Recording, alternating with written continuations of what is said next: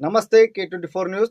దేవరకొండలో బాలాజీ నాయక్ అధిక వడ్డీ మోసం కేసుపై నల్లగొండ జిల్లా ఎస్పీ శరత్ చంద్ర స్పందించారు. మోసపోయిన వారు ఆధారాలతో ముందుకు వస్తే పోలీసులు సహాయం చేస్తారని తెలిపారు. ఇప్పటికే 15 మంది నిందితులను అరెస్ట్ చేసి వారి ఆస్తులను జప్తు చేశామని చెప్పారు. ప్రజలు అధైర్యపడకుండా జాగ్రత్తగా ఉండాలని, ఇలాంటి మోసగాళ్లకు గురికావద్దని హెచ్చరించారు. కొంతవరకు మనీ తీసుకొని రియల్ ఎస్టేట్లో ఇన్వెస్ట్ చేయడము, లేకపోతే హైదరాబాద్లో ఒక పబ్ అంటే ఒక బార్ అండ్ పబ్ మీద ఇన్వెస్ట్ చేసినాడు, 2 స్పా సెంటర్లు నడిపినాడు, అదేవిధంగా ఒక సిమెంట్ ఫ్యాక్టరీ కొన్నాడు అని చెప్పేసి ప్రిలిమినరీగా మనకి ఇన్వెస్టిగేషన్ తెలుస్తున్నది. దానికి సంబంధించి మన డాక్యుమెంట్స్ కూడా మనము సీజ్ చేయడం జరుగుతున్నది.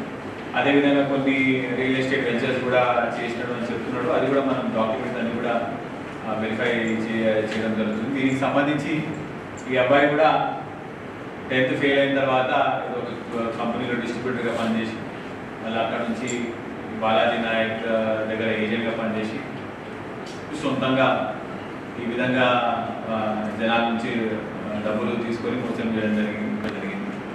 ఆ రోజు మనం ప్రెస్ మీట్ పెట్టిన తర్వాత, ఎఫ్ఐఆర్ కట్టిన తర్వాత ఆ రోజు నుంచి ఇప్పటి వరకు సుమారు 300 మంది బాధితులు మనకి పోలీస్ స్టేషన్కి వచ్చి వారి డాక్యుమెంట్స్ అన్ని కూడా మనకి సబ్మిట్ చేయడం జరిగింది.